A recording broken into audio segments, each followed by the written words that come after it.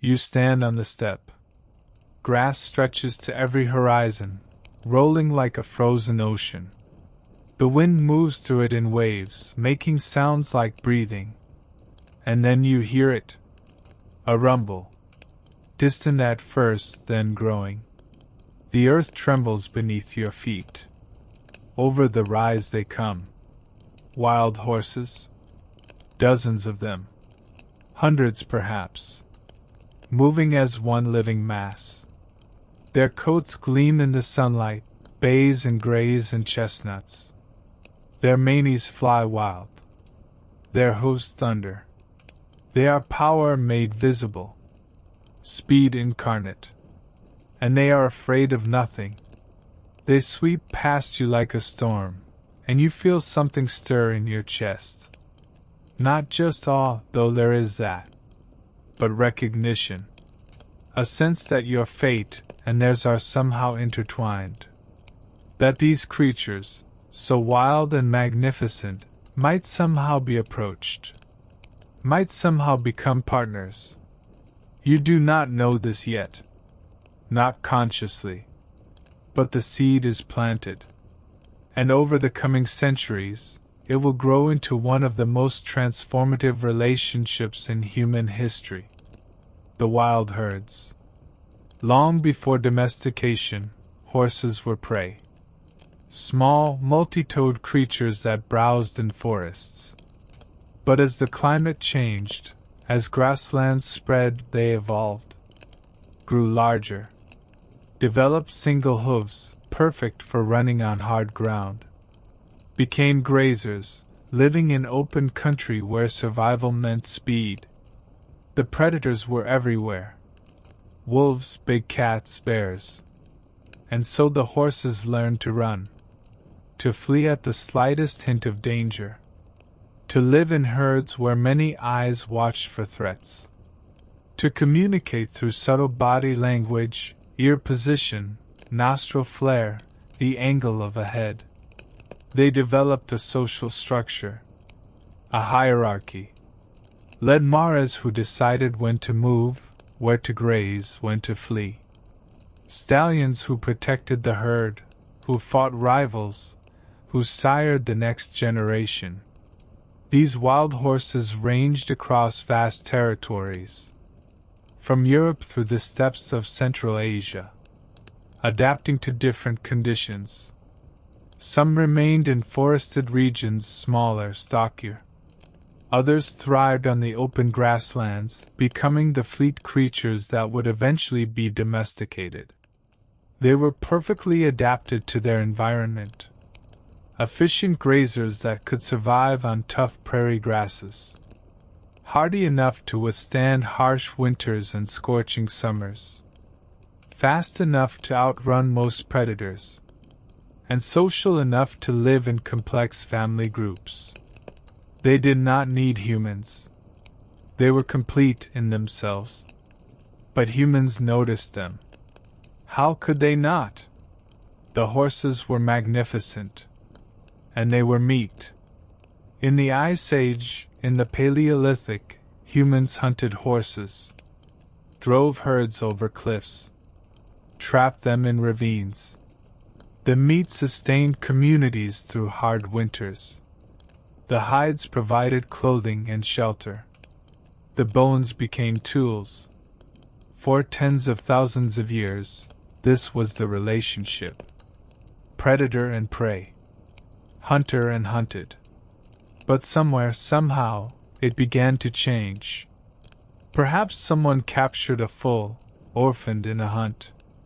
Perhaps curiosity led someone to approach a herd more carefully, more patiently. Perhaps scarcity of game made people think differently about these animals.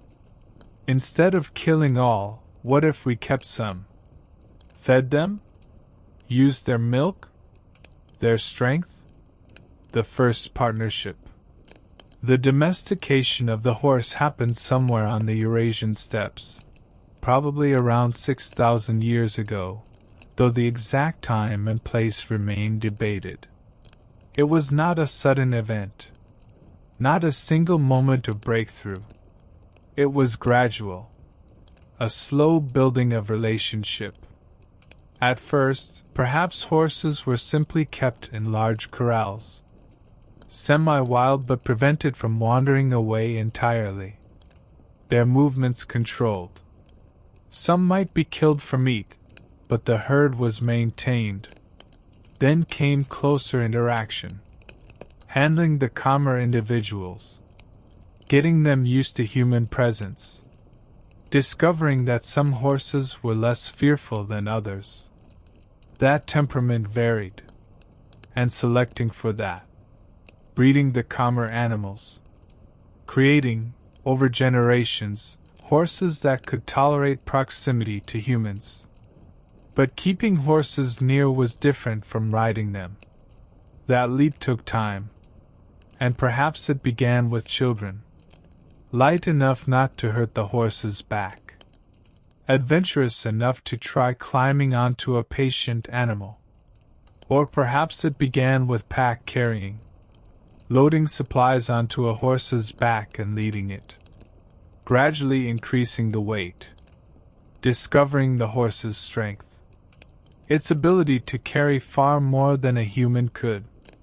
And then, perhaps by accident, someone staying on the horse's back while it moved, feeling the power beneath them, the speed, and everything changed. Learning to ride was learning a new language. The horse did not understand words. It understood pressure, weight shifts, the touch of heels, the pull of a rope or crude bridle. And riders learned to communicate through their bodies, to move with the horse rather than against it, to balance, to predict the horse's movements, to build trust. Because a horse that does not trust will throw its rider, will refuse to obey, will be more hindrance than help. So trust became essential. And trust was built slowly, through consistency, through gentleness, through proving that the human on its back would not harm it.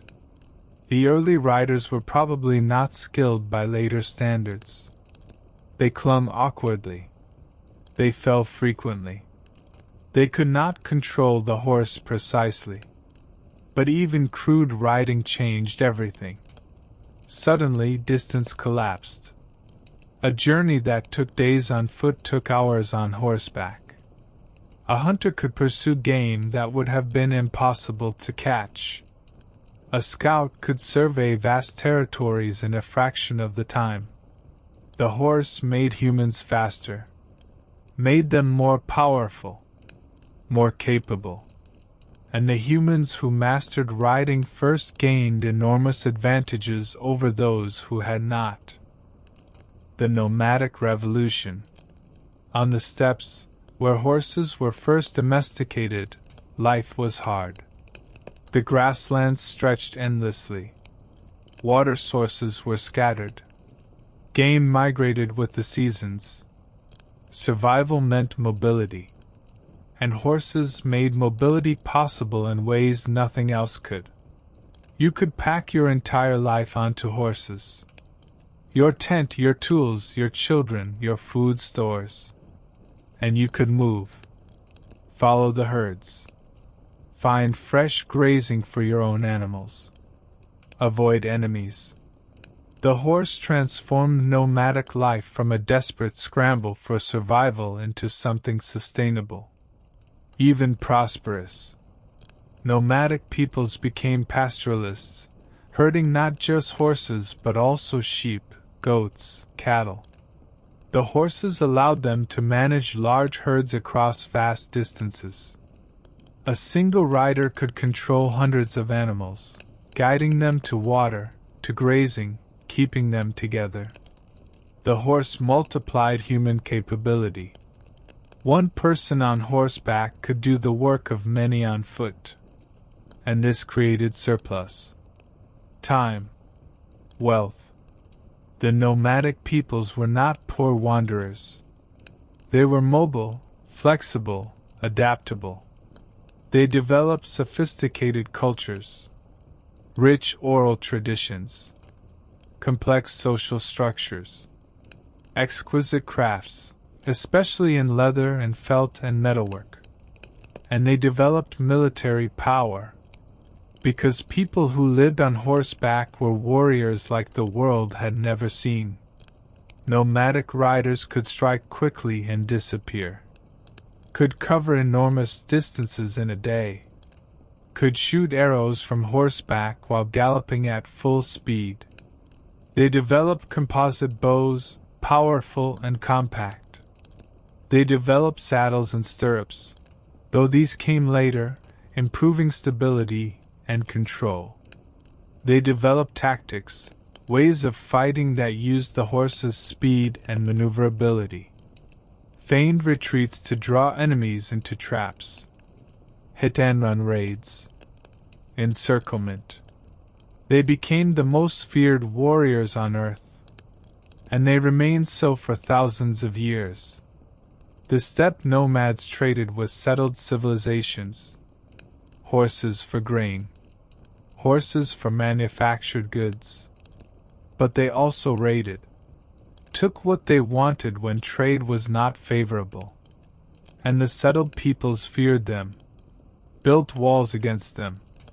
The Great Wall of China was built partly to keep nomadic riders out. But walls could only do so much. The nomads were mobile. They found gaps. They went around. They pressed constantly at the boundaries. And periodically they erupted. Waves of mounted warriors pouring out of the steppes, conquering vast territories, establishing empires. The Scythians, the Huns, the Mongols. Each in their time dominated through superior horsemanship. The horse made them unstoppable. The agricultural partner. But horses were not only instruments of war. In the fertile river valleys, in the regions where agriculture developed, horses found a different role. They became partners in cultivation, pulling plows, harrowing fields, transporting harvests. Agriculture is labor-intensive. Before horses, humans did most of the work themselves, or used oxen. Oxen are strong and patient, good for heavy pulling. But they are slow. Horses are faster, more versatile. A horse can plow a field in half the time an ox requires, can transport goods twice as fast. And while horses require better feed, in regions where that was available, they became preferred. The horse collar, invented in China and spreading west, made this possible. Earlier harnesses pressed on the horse's windpipe, restricting breathing, limiting the weight they could pull. The horse collar distributed weight across the chest and shoulders, allowing the horse to pull much heavier loads without choking. This simple innovation transformed agriculture. Fields could be plowed more efficiently. More land could be cultivated. Harvests increased. And with increased harvests came population growth. Villages became towns. Towns became cities. The surplus fed craftspeople, merchants, soldiers, priests, scholars. Civilization flourished on the back of agricultural surplus. And horses helped create that surplus. In medieval Europe, the three-field system and heavy plow, pulled by horses, increased productivity dramatically. In China, horses transported rice and silk along trade routes. In the Middle East, horses moved water for irrigation, turned mills, threshed grain. Everywhere horses were used, productivity increased. And the relationship deepened. Farmers developed affection for their horses, named them, cared for them. A good horse was a valuable partner, worth caring for. And horses, in turn, seemed to understand the work, learned the rhythms of plowing, stopped at the field's edge without being told, responded to voice commands. The partnership became intuitive. Children grew up around horses, learned to care for them before they could care for themselves. The smell of horses, the sound of them, the sight of them became synonymous with home, with safety, with the work that sustained life. Horses were not separate from human life. They were woven into it, into the daily rhythms, into the seasonal cycles, planting in spring, harvest in fall, and in winter, when the work slowed, the horses rested too, were fed the best hay, kept warm, because spring would come again, and the work would resume, and the horses would be needed. This cycle repeated for generations, for centuries, and through it the bond strengthened, the engine of commerce. Before railroads, before automobiles, horses were the engine of commerce. They moved goods from farm to market, from city to city, across countries, across continents. Merchant caravans, strings of pack horses carrying silk and spices and tea, crossed mountains and deserts, connecting east and west. The Silk Road was traveled on horseback. The great trade routes of Africa, Europe, Asia, all depended on horses. Horses carried letters, creating postal systems. They pulled coaches, transporting people. They powered the economy. Without horses, trade would have been limited to what could be carried on human backs or moved by water. With horses, the world connected. Cities were designed around horses. Stables were essential infrastructure. Blacksmiths who shoed horses were vital craftspeople. Saddlers and harness makers provided necessary equipment. Hay and grain markets existed to feed horses. Entire industries revolved around equine needs. And the rhythm of cities was the rhythm of horses. The clatter of hooves on cobblestones. The jingle of harnesses. The calls of drivers. The smell of manure, ever present, managed by workers who collected it for use in gardens and fields. Horse-drawn carts delivered goods. Horse-drawn carriages transported the wealthy. Horses pulled fire engines, ambulances, hearses. Every aspect of urban life involved horses. And horses shaped urban geography. Streets were wide enough for horses and wagons. Taverns had stables. Homes for the wealthy included carriage houses. The distance between cities was measured in days of travel on horseback. A day's ride became a unit of distance. And the landscape between cities was dotted with stables and inns where horses could be rested and changed. The infrastructure of pre-industrial society was equine infrastructure, and maintaining it required vast resources. Feed, shelter, care. Entire populations were employed in horse-related work. The economy ran on horses. And when horses were sick or scarce, the economy suffered. Epidemics that killed horses created economic crises. Wars that requisitioned horses disrupted commerce. The horse was not incidental to economic life. It was central. The companion in war. War was transformed by the horse. Infantry, marching on foot, could cover perhaps 20 miles a day. Cavalry, mounted warriors, could cover twice that. They could scout ahead of armies, could flank enemy positions, could charge into infantry formations, breaking them through sheer terror and impact. A line of horses thundering toward you, riders wielding lances or sabers, was overwhelming. Many soldiers broke and ran before the cavalry even reached them. The psychological impact of cavalry was as important as the physical. Horses made warriors taller, faster, more powerful. They became symbols of military might. Different cultures developed different cavalry traditions. The mounted archers of the steppes, firing backwards while retreating. The heavy cavalry of medieval Europe, knights in armor on massive war horses, charging in formation. The light cavalry of the Arabs, swift raiders on desert-bred horses. Each adapted the horse to their needs, to their terrain, to their tactics. And each was formidable in their domain. Wars were won or lost based on cavalry strength. Commanders who controlled cavalry could choose where and when to fight, could pursue defeated enemies, could prevent enemy retreat, could raid supply lines.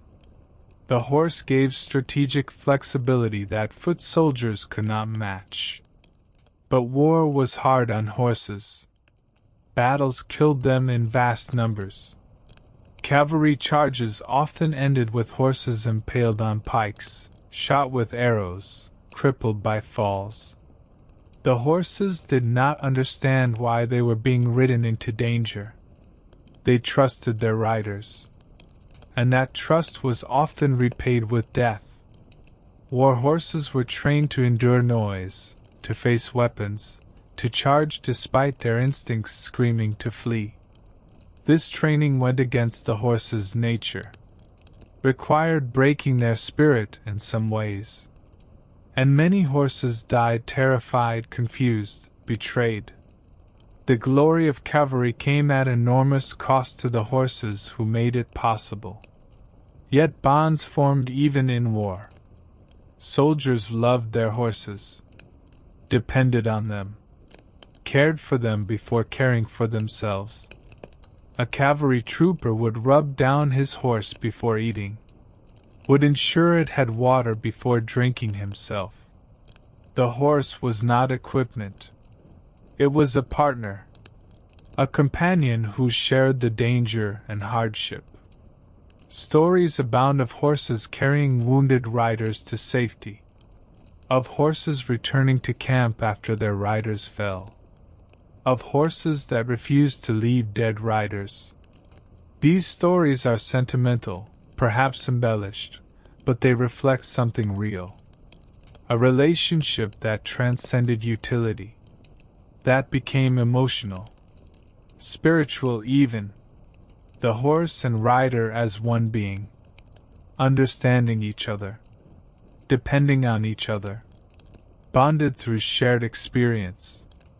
The breeds of purpose. As horses spread across the world, as humans used them for different purposes in different environments, the breeds diversified. Humans began selecting for specific traits, for speed, for strength, for size, for temperament, for endurance. The result was an explosion of breeds, each adapted to particular tasks. The massive draft horses of Europe, bred to pull heavy loads, to work in fields and cities. Clydesdales, Percherons, Shires, with their great size and gentle temperaments. Strong enough to pull tons, patient enough to work all day, docile enough to be handled safely. The sleek racehorses, thoroughbreds bred for speed over distance, Arabians for endurance and elegance. These horses were refined over generations. Pedigrees were tracked meticulously. Bloodlines were prized. The fastest and most beautiful commanded enormous prices. Racing became a sport, an obsession for some. And the horses that won races became famous. Were retired to stud, passing on their genes, creating dynasties. The search for the perfect racehorse drove breeding programs for centuries. Still drives them today. The cow ponies and mustangs of the Americas, descended from Spanish horses but adapted to new conditions. Smaller, tough, capable of surviving on sparse vegetation. Perfect for herding cattle across open range. The gaucho's horse in Argentina. The cowboy's horse in the American West. These horses were working animals, but they were also companions. Men spent more time with their horses than with people. Trusted them completely. A good cow horse could cut cattle from a herd with minimal direction. Could stop and turn on instinct. Became an extension of the rider's will. Each breed carried the history of its purpose. The breeding choices made by countless generations of horse people. Each represented a different answer to the question, what do we need a horse to do? And because the needs were so varied, the horses became varied too. This diversity was a strength. Meant that horses could fill almost any role. Could adapt to almost any environment. From Arctic regions where small, hardy horses carried supplies, to deserts where slim, elegant horses conserved water and moved quickly through heat, to mountains where sure-footed horses navigated steep trails. Everywhere humans went, horses went too. Adapted. Thrived. Became indispensable. The language of the horse. Horses communicate constantly. With each other and with attentive humans. Their ears swivel, pointing toward what interests or concerns them. Ears forward, they are curious, alert. Ears back, they are annoyed, perhaps aggressive. Their nostrils flare to catch scents. Their eyes, positioned on the sides of their heads, give nearly 360-degree vision. They see threats humans miss. Their tails swish, expressing emotion, swatting flies. Their whole bodies speak. A tense horse is rigid, ready to flee or fight. A relaxed horse is loose, fluid. Learning to read this language is essential to working with horses safely and effectively. And humans learned. Not through books. Through observation. Through trial and error. Through countless hours spent with horses. Grooms and stable hands, spending their days caring for horses, became expert readers of equine body language. They knew when a horse was ill before obvious symptoms appeared. Knew when a horse was upset, fearful, angry. Could soothe with voice and touch. Could sense when a horse was about to bolt or kick. This knowledge was practical. Survival depended on it. A horse could kill you with a kick. Could crush you against a wall. Could throw you and trample you. Respect and awareness were essential. But the communication went deeper than safety. Skilled riders developed feel. An intuitive sense of the horse beneath them. They could sense a slight change in rhythm that indicated the horse was about to stumble. Could feel tension building before a spook. Could communicate their intentions through barely perceptible shifts in weight and pressure. The best riders seemed to merge with their horses. To think and move as one. This was not magic. It was refined skill. Born from thousands of hours in the saddle. From attention. From relationship. From respect for the horse as a being with its own intelligence, its own perceptions, its own will. Horses, in turn, learned to read humans. They recognized individuals. Responded differently to different people. A horse that was difficult with one handler might be calm with another. They sensed fear, confidence, anger, kindness. They responded to tone of voice, to posture, to intention. A tentative handler made a horse nervous. A confident but gentle handler earned trust. Horses taught humans as much as humans taught horses. Taught patience. Taught awareness. Taught that control comes not from force but from partnership. That you cannot make a horse do something. You can only ask, persuade, encourage. And if the horse agrees, if it trusts you, it will give everything. But that gift must be earned. The long migrations. Horses carried humans into every habitable region of the world. The Indo-Europeans, spreading from the steppes, brought horses to Europe, to India, to the Middle East. The horse gave them mobility and military advantage. They conquered or absorbed existing populations, spread their languages, and the horse was central to their mythology. Gods rode horses. Heroes were defined by their horsemanship. The horse was sacred, powerful, associated with the sun and thunder and warfare. Centuries later, horses returned to the Americas, brought by Spanish conquistadors. The horses had evolved in North America millions of years ago, then spread to Asia across the Bering Land Bridge. But the American populations went extinct perhaps 10,000 years ago. When horses returned, they found a familiar landscape. And they thrived. Some escaped or were released. They formed wild herds. Multiplied rapidly. Within generations, wild horses ranged across the Great Plains, through the Southwest, into South America. And indigenous peoples, who had never seen horses, learned to ride. Adopted the horse with stunning speed. Within a few generations, tribes like the Comanche and Sioux became some of the finest horsemen the world had ever seen. The horse transformed indigenous American cultures. Hunting became more efficient. Buffalo could be followed and hunted from horseback. Warfare changed. Territory expanded. Tribes became more mobile, more powerful. For a time, the horse gave indigenous peoples the ability to resist European expansion. Mounted Comanche warriors controlled vast territories, resisted armies.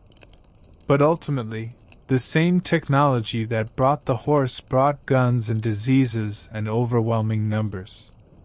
The horse could not save indigenous peoples from colonization, but it gave them dignity, power, a brief but glorious adaptation to new circumstances.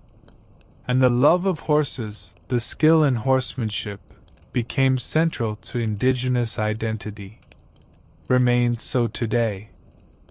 In Australia, horses adapted to harsh conditions.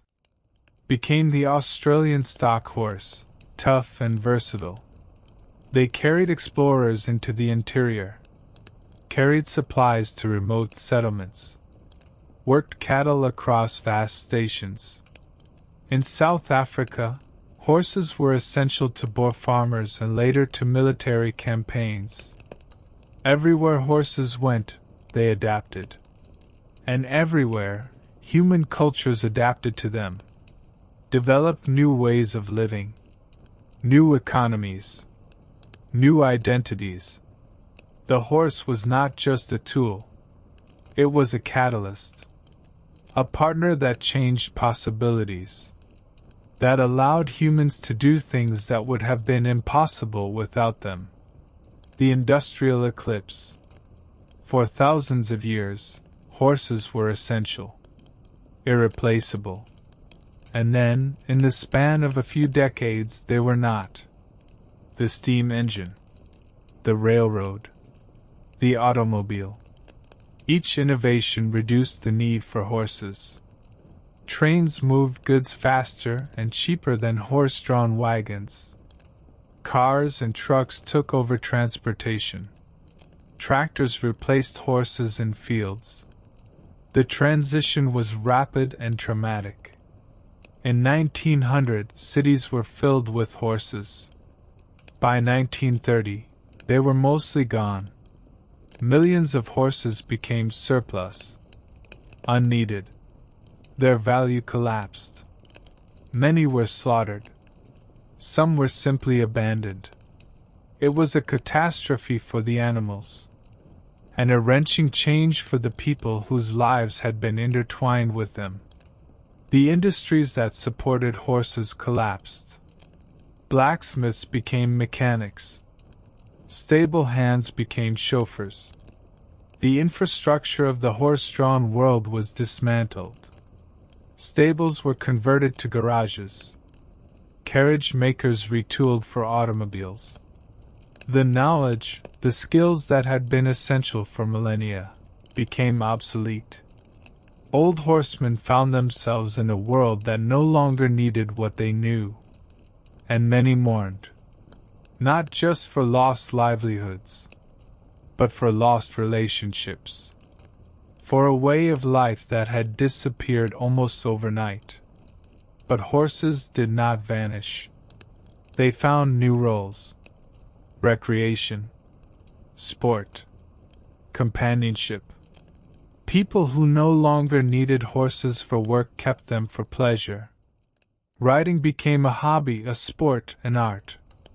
Horse racing continued, became more popular than ever.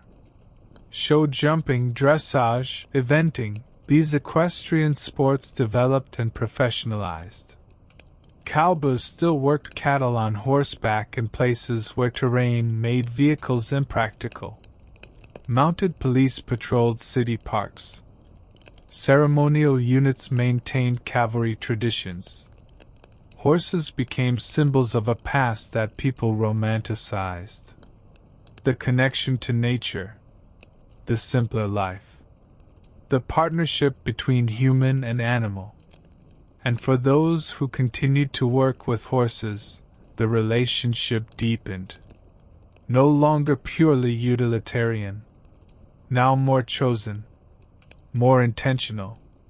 People who kept horses in the modern world did so out of love, out of a desire for connection with these animals. And the horses responded.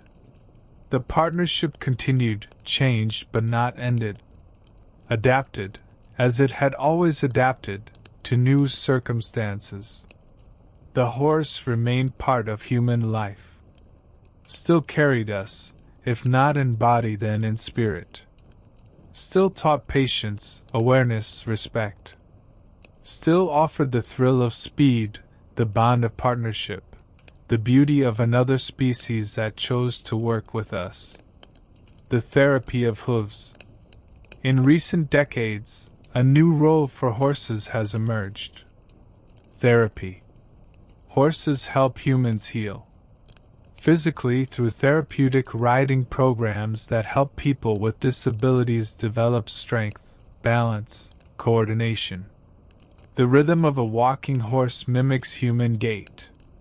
Riders with cerebral palsy or muscular dystrophy or spinal injuries develop muscle tone, improve motor skills.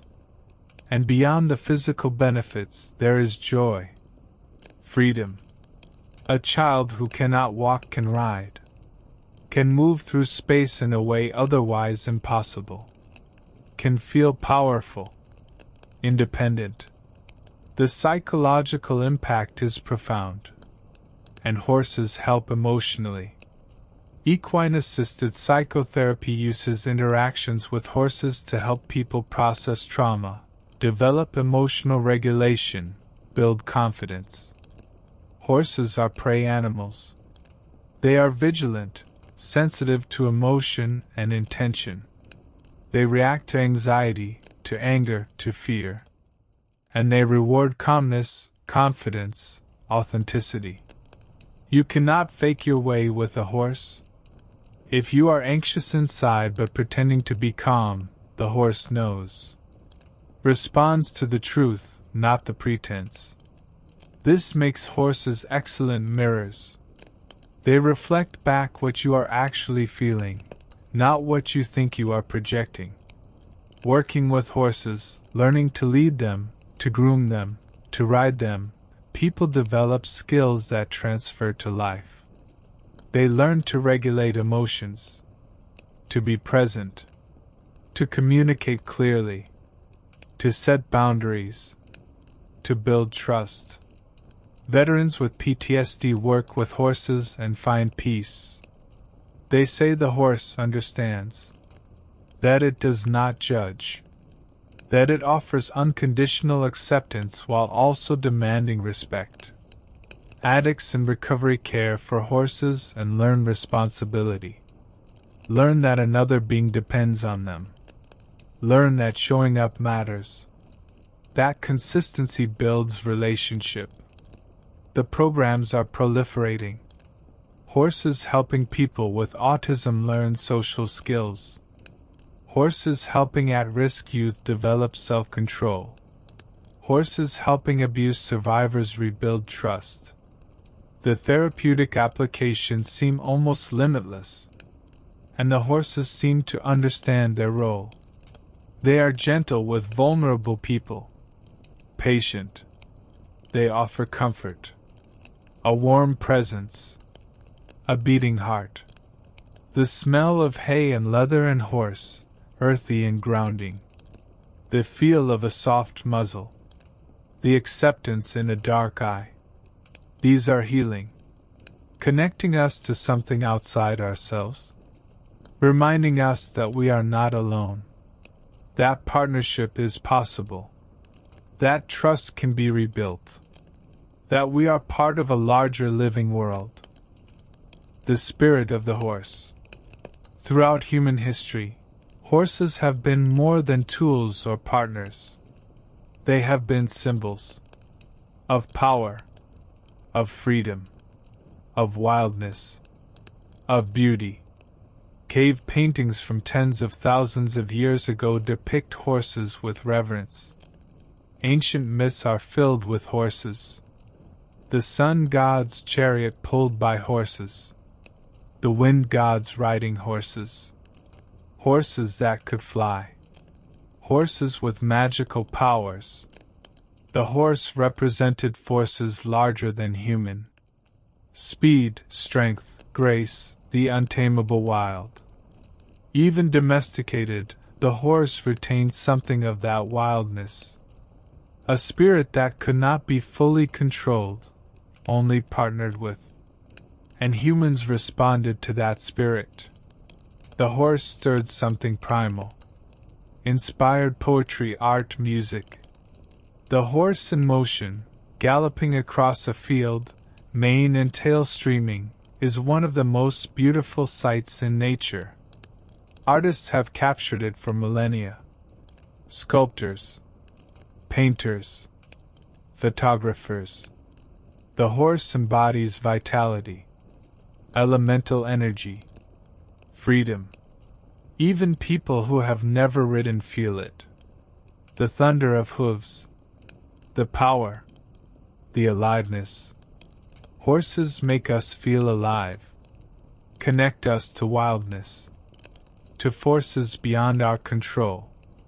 In an increasingly domesticated world, the horse reminds us that wildness still exists, that we can partner with it, that we are not entirely separate from nature, that somewhere, beyond the cities and screens and artificial lights, the wild persists. And the horse is our connection to it. Children especially love horses. Dream of having one. Draw them. Play games involving horses. Perhaps because horses represent freedom. Perhaps because they are powerful but gentle. Large but kind. Perhaps because they respond to care, to affection. They embody a fantasy.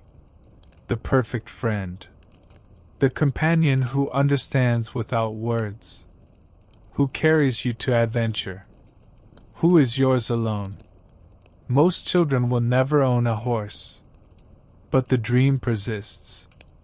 The image of girl or boy on horseback, riding through fields, jumping fences, exploring the world, free and brave. This image is powerful. Shapes identity. Teaches aspiration. The horse becomes a symbol of who we wish to be. Brave, adventurous, connected to something larger than ourselves. The knowledge keepers. In every culture where horses have been important, there are horse people. Experts whose lives revolve around horses. Whose knowledge is deep and specific. The Bedouin, who bred Arabian horses for centuries, knew bloodlines back dozens of generations. Could identify a horse's lineage by looking at it.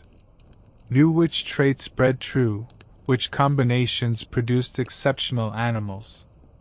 This knowledge was passed down orally. Memorized. Guarded. It was wealth. Power. The best horses made tribes strong. So the knowledge of breeding them was precious. The gauchos of Argentina. The vaqueros of Mexico. The American cowboys. Each developed techniques for working with horses, for training them, for reading them. Each had methods passed down through apprenticeship.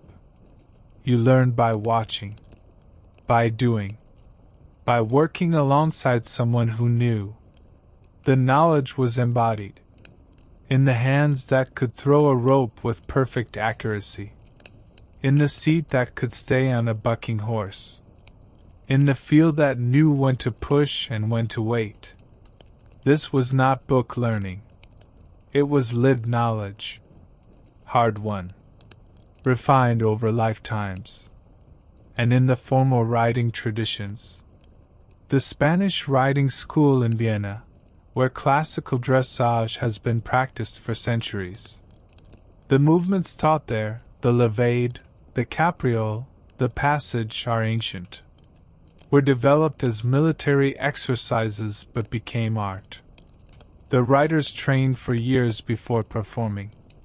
The horses, le pisans, are bred and trained specifically for this work. The knowledge is preserved meticulously. Written down, yes, but also transmitted rider to rider, teacher to student. The subtle adjustments that make a movement correct. The timing. The feel. These cannot be fully captured in words. Must be experienced. Absorbed. And the farriers, the blacksmiths who shoe horses. This too is specialized knowledge. The hoof grows constantly, must be trimmed regularly. Shoes protected from wear. But every horse is different. Every foot unique. The farrier must assess angle, balance, the horse's way of moving. Must trim precisely. Must forge shoes that fit perfectly. Too tight and the horse is lame. Too loose and the shoe is lost. The farrier's skill is essential to the horse's health and performance. And it is learned through long apprenticeship. Through shoeing thousands of horses. Through mistakes and corrections. Through developing an eye for balance and a hand for precision. These knowledge keepers, the breeders and trainers and farriers, are essential. They carry forward wisdom accumulated over millennia. And they are endangered. Fewer young people are learning. The knowledge is being lost. This is a quiet crisis. Because when the knowledge goes, it takes generations to rebuild. And some of it, once lost, may be gone forever. The wild ones? Even now, wild horses exist. Not truly wild. Most are feral, descended from domesticated horses that escaped or were released. But they have returned to wildness. Live in herds. Migrate with seasons. Breed without human interference. In the American West, mustangs roam public lands. Descended from Spanish horses, from ranch horses, from draft horses released when no longer needed. They are survivors. Tough. Adapted to harsh conditions. And they are controversial. Ranchers see them as competition for grazing. Conservationists worry they damage fragile ecosystems. But others see them as symbols. Wild horses as living heritage. As representatives of freedom. As animals with a right to exist on their own terms. Managing wild horse populations is difficult. They have few predators. Populations grow. And the land cannot support unlimited numbers. So horses are periodically rounded up. Some are adopted. Others are kept in holding facilities. It is expensive. Controversial. There are no easy answers. The horses cannot simply be left alone. But controlling them is ethically complicated. They are not wild in the way wolves or elk are wild. But they are not domesticated either. They exist in a liminal space. And our relationship with them reflects ambivalence about wildness itself. We love the idea of wild horses, the image of them running free. But we struggle with the reality, with the complications, with sharing space, with accepting that wildness is messy, not romantic, that it involves difficult choices. In Mongolia, true wild horses, Przewalski's horses, nearly went extinct, were saved by captive breeding programs, have been reintroduced to the steppes. These horses never were domesticated, are the last truly wild horses on Earth, and their survival is precarious, but hopeful. They represent something essential. A reminder that before domestication, before partnership, horses were wholly themselves. And that version of the horse still exists. Still runs free, in small numbers, in protected areas. Still embodies that original wildness that first drew human attention so many millennia ago. The lessons of the horse. What have horses taught us? Patience, certainly. You cannot rush a horse. Cannot force it. Must work with its nature. Timing matters. Pressure and release. Ask, reward, repeat. These principles apply beyond horsemanship. To teaching. To parenting. To leadership. The horse teaches that relationship is more effective than coercion. That trust must be earned. That respect flows both ways. That power is not domination. That true partnership requires listening, requires understanding the other, requires adapting to their needs as well as having yours met. Horses teach presence. A distracted rider is a dangerous rider. You must be fully there, aware of your body, of the horse's body, of the environment, of what might spook the horse, of changes in gait or tension. This presence, this full attention, is meditative, therapeutic. In a world of constant distraction, the horse demands focus. And in giving that focus, you find calm, clarity, connection. The partnership with the horse pulls you into the moment, into the now. And there is peace in that. Relief. A respite from the endless mental chatter. The horse does not care about your worries, your past, your plans. It cares about now. And it invites you into that now, into shared presence. Horses teach humility. No matter how skilled you become, the horse can surprise you, can refuse, can react in ways you did not predict. You are not in complete control, and accepting that is essential. The horse is not a machine. It has its own thoughts, feelings, instincts, its own bad days. And you must work with that. Must adapt. Must accept that sometimes the ride does not go as planned. That you must adjust your expectations, your approach, your goals. This flexibility, this humility, serves you well in life. Reminds you that others have agency. That you cannot control everything. That letting go of rigid expectations allows for better outcomes. The horse teaches you to work with what is, not with what you wish were true. And horses teach empathy. To work well with a horse, you must understand it. Must see from its perspective. A prey animal, always watching for danger.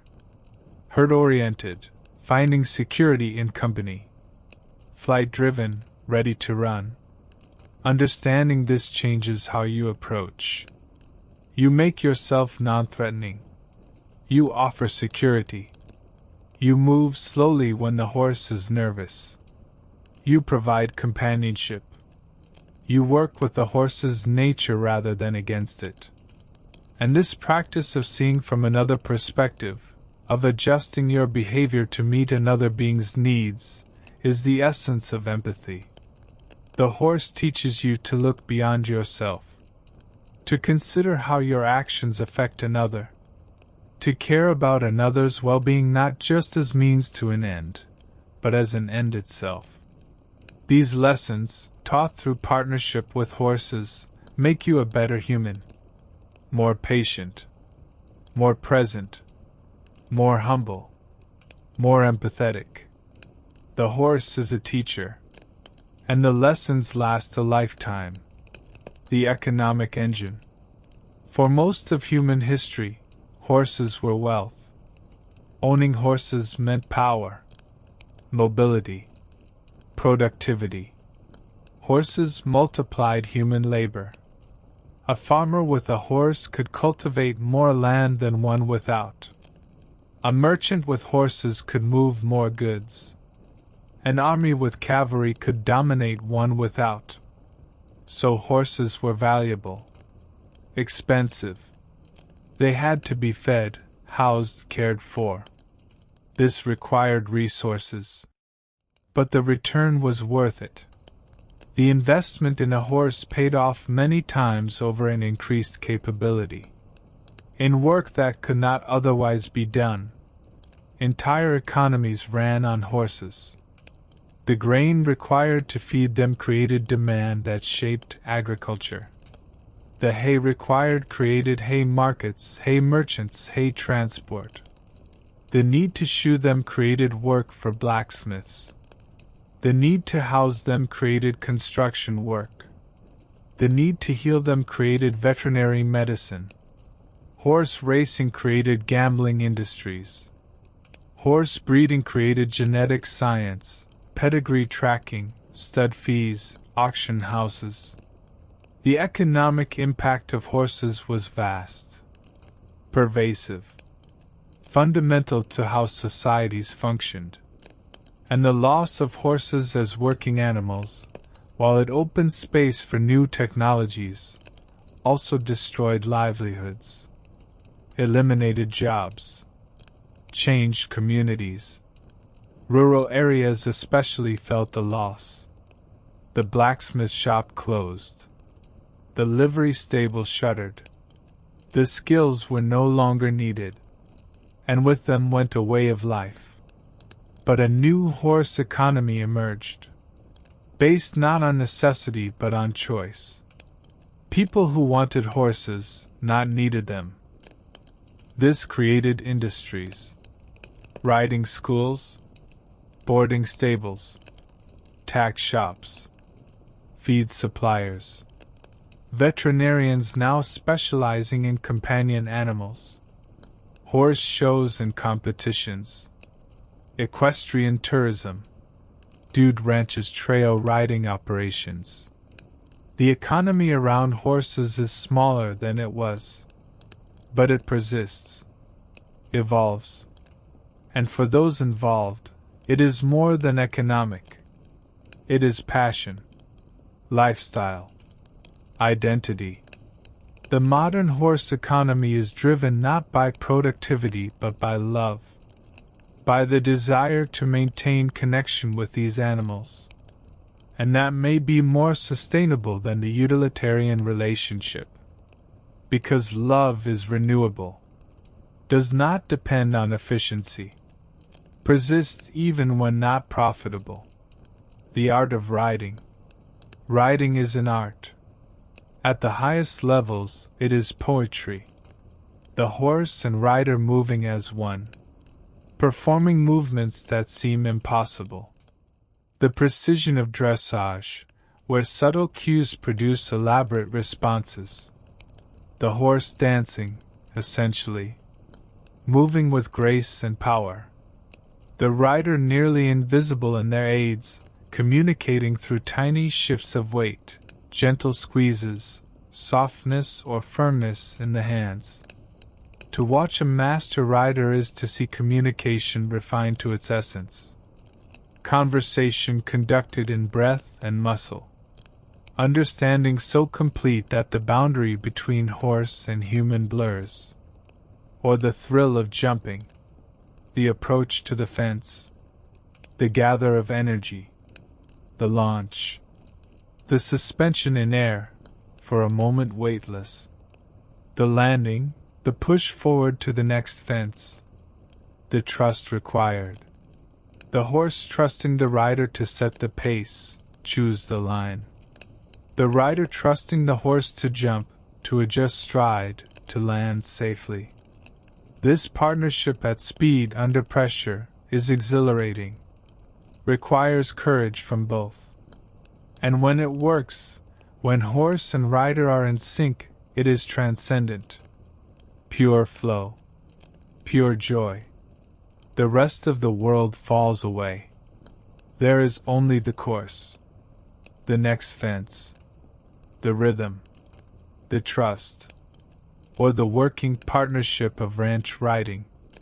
The cunning horse that reads cattle like a border collie reads sheep, anticipates their movements, mirrors them. The rider just along for the ride, really. The horse doing the thinking, making split-second decisions. This is instinct refined by breeding and training. But it is also intelligence.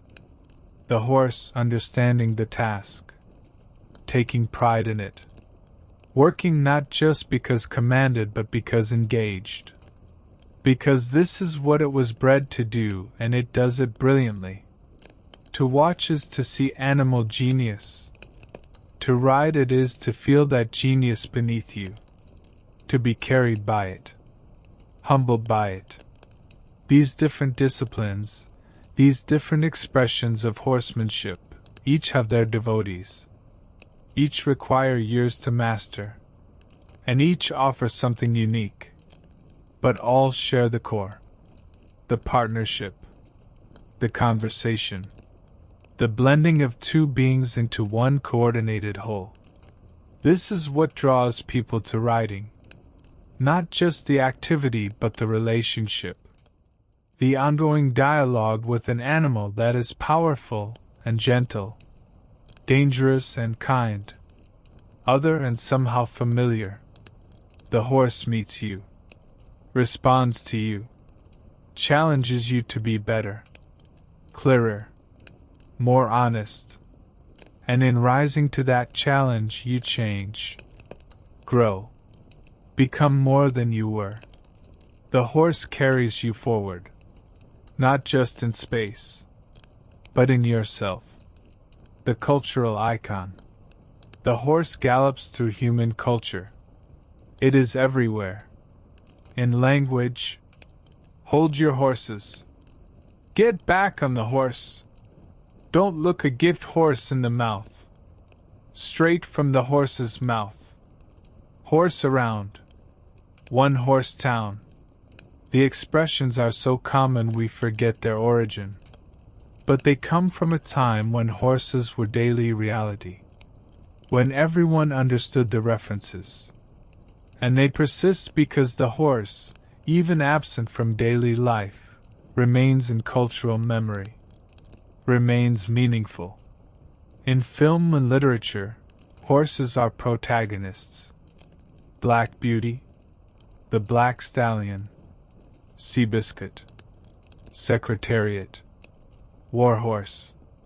Stories of horses capture imagination because horses are both like us and unlike us. They feel. They bond. They suffer and triumph. But they do so without words, without our specific kind of consciousness. So stories about horses are about connection across difference, about relationship that transcends language, about loyalty and courage and heart. These stories resonate because they speak to something fundamental: the desire to connect, to be understood, to matter to another being. And horses appear in art constantly, from cave paintings to contemporary sculpture. The horse's form is compelling: the curves of muscle, the arch of neck, the flow of mane and tail.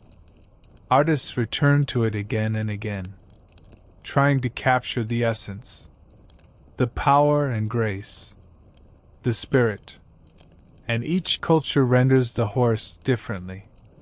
The rigid formality of Egyptian horse art, the fluid naturalism of Chinese horse paintings, the heroic monumentality of European equestrian statues, the stylized beauty of Persian miniatures. Each reflects not just the horse but the relationship between that culture and the horse. What the horse meant to them, what it symbolized. In mythology and religion, horses are sacred. The horse-headed gods of Hinduism, the winged horses of Greek myth, the horses of the apocalypse in Christian tradition, Odin's eight-legged horse in Norse mythology. The horse carries gods and heroes, represents divine forces. This elevation of the horse to sacred status reflects its importance, its power, but also its mystery. The horse, even domesticated, retained otherness, was not fully under human control, partook of wildness. And wildness is always close to the divine, always partakes of mystery. The horse, bridging domestication and wildness, bridged also the mundane and the sacred, was ordinary and extraordinary, work animal and spiritual symbol. This duality made it endlessly fascinating, endlessly meaningful. The sound of hooves. There is music in horses, the rhythm of hooves. Walk 4 beats, trot 2 beats, canter 3 beats, gallop 4 beats syncopated. These rhythms are distinctive, recognizable.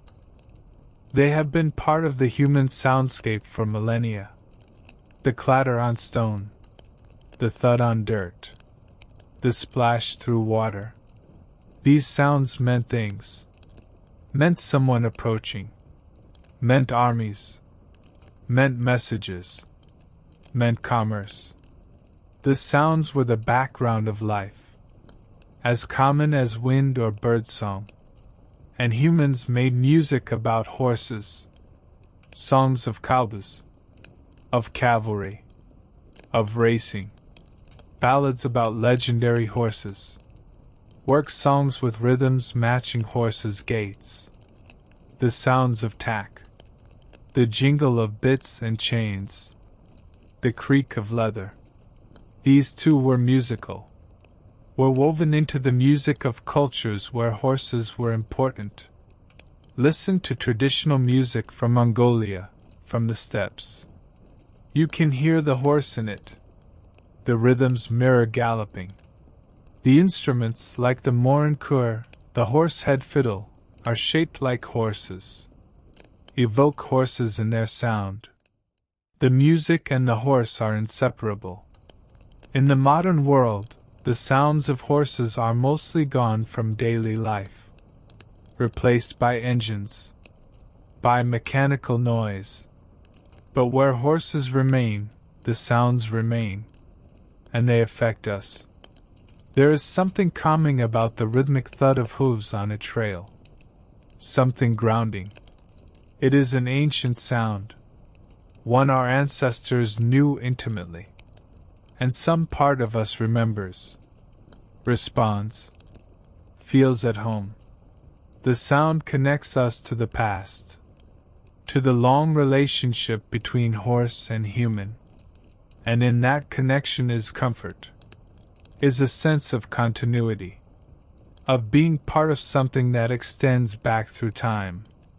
The sound of hooves reminds us we are not the first, that others walked this path, rode this trail, that we are part of a long story, and that story continues. The future of the partnership. What is the future of horses? In a world of machines, of artificial intelligence, of virtual reality, what role is there for a partnership with a living animal?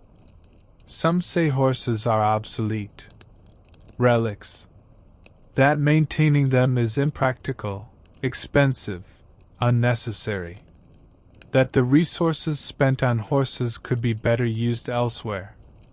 And there is truth in this. Horses consume resources, require care, are not efficient by modern standards. But efficiency is not everything, and utility is not the only measure of value. Horses offer something machines cannot: living relationship, connection to nature, to wildness, to another consciousness. And these have value, perhaps more value now than ever. In an increasingly digital world, the physical is precious. The tactile, the embodied. Riding a horse is intensely physical. You feel the movement, the power, the warmth. You smell the horse, the leather, the hay. You hear the breathing, the hoofbeats, the swish of tail. All your senses engage. You are fully present in your body, fully present in the world. This is rare now, valuable, necessary even. The horse pulls you out of your head, out of the screens, into the moment, into the physical. And this is healing, grounding, essential for well-being. And the partnership model that horses teach is increasingly relevant. In a world facing complex challenges, collaboration is essential. Working across differences, finding common ground, building trust. These skills, learned through working with horses, transfer to human relationships, to teams, to communities, to international cooperation. The horse teaches that power over is less effective than power with. That force creates resistance. That partnership, built on trust and respect, is more sustainable, more rewarding, more effective. These lessons are needed, and horses provide a safe space to learn them, to practice, to fail and try again. The stakes with a horse are real but manageable. The feedback is immediate but not devastating. The learning is embodied, lasting. So perhaps the future of horses is as teachers, as therapists, as companions, as connections to something essential that machines cannot provide. The relationship will not be what it was, will not involve millions of horses in every city, but it will persist, will evolve, will continue to offer what it has always offered: partnership, challenge, joy, the chance to connect with another species, to be carried, literally and figuratively, beyond yourself, to touch wildness, to feel power and gentleness combined, to learn patience and presence and humility and courage. These are timeless. These are what horses have always given, and they will continue to give them to those who seek, to those who choose relationship over convenience, connection over efficiency, being over having, the memory and muscle. Those who have ridden carry the horse in their bodies, the muscle memory of posting to the trot, the feel of the canter, the balance required. This does not leave you. Years later, you can climb onto a horse and the body remembers, knows what to do. This is visceral knowledge, deeper than thought, and it carries associations. Riding is linked to feelings, to memories. The ride through autumn woods, the gallop across a beach, the quiet trail ride at sunset. These experiences are embodied, stored not just in mind but in muscle and nerve, and they can be recalled through the body. The smell of a horse, decades later, can transport you, can bring back everything. The fear, the exhilaration, the peace, the joy. For many, horses are linked to youth, to a time of growth and possibility. The girl who spent every moment at the barn, who sacrificed everything to ride, who dreamed of horses, who found in horses what she could not find elsewhere: acceptance, challenge, unconditional presence. Many women especially speak of horses saving them, giving them confidence when the world tried to diminish them, giving them strength, teaching them their own power. The relationship with horses during formative years shapes identity, builds self-concept, provides a foundation that lasts. These women carry the horse with them always, even if they no longer ride. The lessons learned, the confidence gained, the sense of capability, these endure.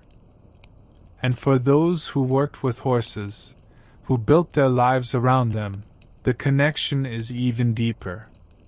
The rancher whose horses were partners in work, the mounted police officer whose horse was fellow protector, the cavalry soldier whose horse was companion in danger. These relationships were profound, built through shared experience, through depending on each other. The horse became more than animal, became comrade, friend, family, and the loss of such a horse was grief, real grief, mourned as you would mourn a human, because the relationship was real, the bond was real, and when it ended, something was lost, something irreplaceable. Many who have lost a beloved horse say they will never have another, cannot bear to. The pain is too great.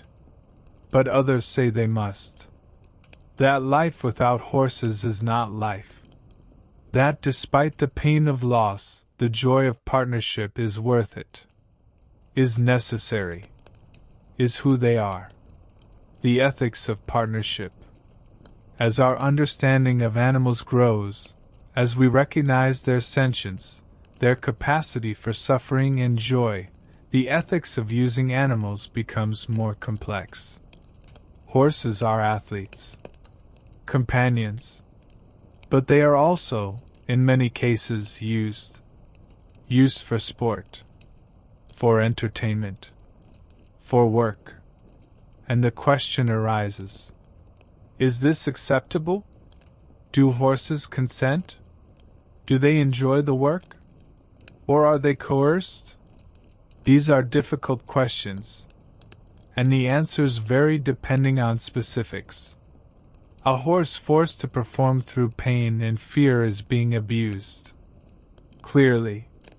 But a horse that eagerly approaches the mounting block, that seems to enjoy the work, that is healthy and well cared for, this is different. The horse is participating. Perhaps not with conscious consent in the way we understand it, but with willingness, with engagement. The challenge is ensuring the willingness. Ensuring the horse is not simply complying out of learned helplessness. That it is genuinely comfortable, genuinely interested. This requires attention, sensitivity, reading the horse carefully, responding to signs of distress or reluctance, giving the horse choice where possible, respecting when the horse says no. Good horsemanship has always involved this. The best trainers have always known you cannot force a horse to do its best work. That fear produces compliance but not excellence. That partnership produces both. So in some ways, the ethical concerns are not new. They are calling us back to old wisdom, to treating horses as partners, as beings with their own needs and preferences, as subjects, not objects. But the modern context raises new issues. Horses no longer need humans for survival. In fact, most horses would be fine without us. Would probably be better off if habitat existed. So we keep horses for our benefit, for our pleasure. And this creates obligation. If we keep them, we owe them good lives. Not just adequate care. Not just meeting minimum needs. But providing richness. Companionship, since they are herd animals. Space to move. Opportunity to express natural behaviors. Grazing. Playing. Running. A horse kept in a stall 23 hours a day is suffering, even if physically healthy, because it is being denied its nature. So our obligation extends beyond physical care to psychological well-being, to ensuring the life we provide is worth living from the horse's perspective. This is demanding, expensive, time-consuming. But if we are going to keep horses, it is what we owe them. The bare minimum of respect for their participation in our lives. The trail ahead. Imagine a trail, winding through forest. Dappled sunlight. The scent of pine and earth. You are on a horse, moving steadily. The horse's ears swivel, tracking sounds. Birds. Wind, the creak of saddle. You rise and fall with the movement. The rhythm is meditative. Your mind quiets. There is only this. The trail. The trees. The horse beneath you. The connection. This is what horses offer. This experience. This moment of peace and presence. This partnership with another living being. This connection to the natural world. And this is why horses endure. Why the partnership continues. Not because we need them for transportation or work, but because we need them for this. For the trail ride. The quiet communion. The chance to step outside human-centered reality and join, briefly, with another species, to move through the world together, to share the journey. The trail ahead is uncertain. For horses, for humans, for the partnership between them. Climate change threatens the landscapes where horses have thrived. Economic pressures make keeping horses difficult. Cultural changes mean fewer people grow up around them. The knowledge is being lost. The skills. The understanding. But people who love horses are fighting to preserve this. To pass it on. To ensure the next generation has the opportunity to know horses. To experience partnership. To learn the lessons horses teach. This work matters. Because what we lose when we lose horses is not just an animal. Is not just a way of getting around or pulling a plow.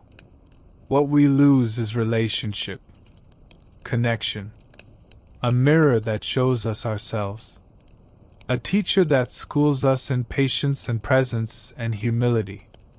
A partner that carries us forward in more ways than one. So the future depends on choice. On people choosing to maintain the relationship despite the challenges. On valuing what horses offer beyond utility. On protecting the landscapes horses need. The grasslands. The trails. The wild spaces. On supporting the people who keep horses. Who teach riding. Who breed and train and care for them. On investing in the infrastructure, the veterinary care, the farriers, the trainers, the therapeutic programs, on passing on the knowledge, the skills, the stories, on ensuring that children still have the chance to encounter horses, to ride, to learn, to be changed by the experience. This is the work. And it is worth doing. Because horses have carried us for thousands of years. Have shaped our history. Our cultures. Our imaginations. And they have more to give us still. More to teach. More to share. If we choose to receive it. The gratitude we owe. Think of everything horses have done for humanity. The exploration they enabled. The lands reached. The distances crossed. The civilizations built on their backs. The fields plowed. The harvests brought in. The commerce moved. The messages delivered. The battles fought. The lives saved. The companionship offered. The joy provided, the lessons taught. It is staggering, overwhelming. Horses gave so much, endured so much, died in such numbers for human purposes. We owe them, not in a transactional sense, not a debt that can be repaid, but a moral obligation to treat them well, to ensure their welfare. To honor their contribution, to preserve the partnership not just for our benefit but for theirs, to give back, and many do. The people who rescue horses from neglect or slaughter, who provide sanctuary, who rehabilitate and rehome, the advocates who fight for better treatment, for regulations protecting horses, for enforcement of existing laws. The researchers seeking to understand horses better, to improve their care, their training, their lives. The trainers who use gentle methods, who prioritize the horse's well-being over winning, over profit. These people are honoring the relationship, are giving back, and their work matters. Saves lives, improves lives, keeps the partnership ethical, sustainable, based on mutual benefit rather than exploitation. But we all participate. Everyone who encounters horses, even those who do not ride. We vote for representatives who will protect animals or won't. We support or do not support industries that use horses. We teach children to respect animals or to see them as objects. We tell stories that honor horses or that diminish them. Every choice shapes the future. And collectively, our choices determine what kind of relationship we have with horses going forward. Whether it is one of continued partnership, of respect and care, or one of neglect and exploitation, the choice is ours. And it matters. Not just for horses. For us. Because how we treat other species reflects who we are. What we value. Whether we can live in right relationship with the non-human world. And our future, all our futures, depend on learning to do that. Horses can teach us. Have been teaching us. If we listen. The ride into evening. The sun is setting. Long shadows stretch across the field. You are riding home. The horse is tired. You are tired. But it is a good tired. The satisfied weariness of a day well spent. The horse walks steadily. Knows the way. You loosen the reins. Trust it to carry you safely. And it does. Its ears are forward, pointing toward home. Toward the barn. Toward rest and food and companionship with other horses. You stroke its neck. Feel the warmth. The solid presence. This animal has carried you all day. Has worked willingly. Has been partner in the truest sense. And you are grateful. So deeply grateful. This is the essence of the relationship. Human and horse. Together. Moving through the world. Supporting each other. Trusting each other. Finding joy in partnership. It is simple. Ancient. And it endures. Because it meets needs on both sides. The horse, domesticated for so long, has adapted to human partnership. Thrives in it when it is done well. Finds purpose in work. In relationship. And humans need this too. Need partnership with other species. Need to know we are not alone. Not separate. That we can communicate across the species barrier. Can build relationship based on trust and respect. That we are part of the natural world, not apart from it. The horse proves this. Embodies it. Is the living bridge between human and wild. As you near the barn, the horse quickens its pace. Eager now. You smile. Let it. Feel the surge of energy. The anticipation. And when you arrive, when you dismount and remove the saddle and bridle, when you brush the horse and check its feet and give it hay and water, these acts are not chores. They are completion. The fulfillment of your end of the partnership. The horse carried you. Worked for you. And now you care for it. Ensure its comfort. Its health. Its happiness. This reciprocity is at the heart of the relationship. Give and take. Care flowing both directions. This is partnership. This is what makes the relationship sustainable. Ethical. Beautiful.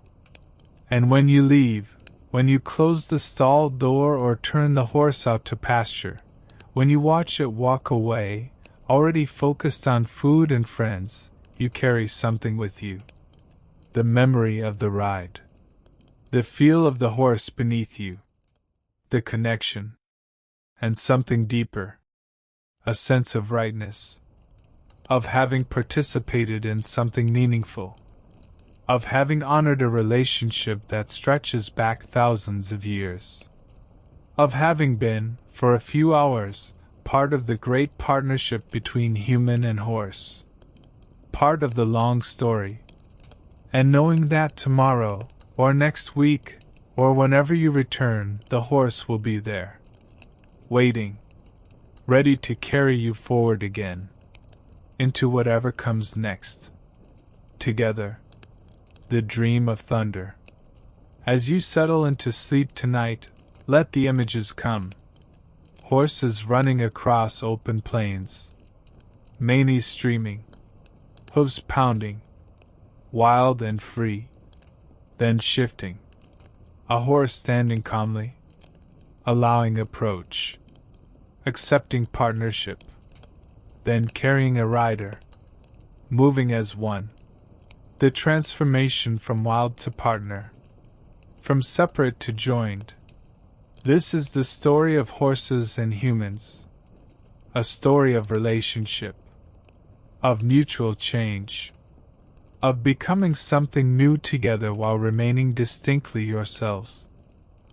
Let yourself remember, even if you have never ridden, the horses you have seen, in fields, on trails, on screens, the power of them, the grace, the beauty. They are not so different from us.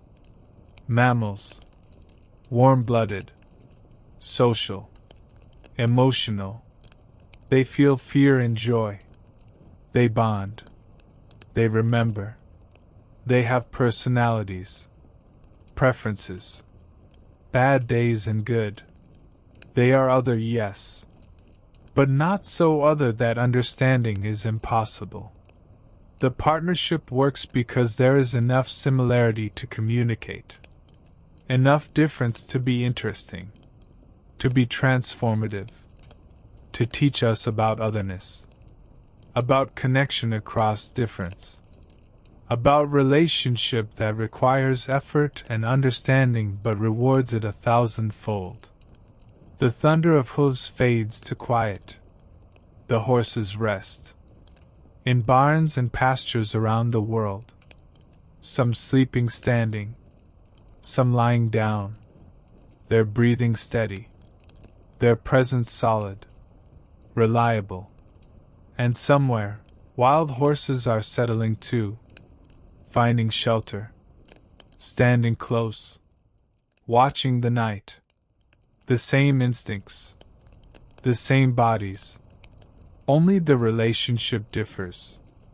Domesticated or wild, partner or free, but all horses, all part of the great family that has walked alongside humanity for so long, that has carried us, literally and metaphorically, into the future, into ourselves, into understanding of what partnership can be.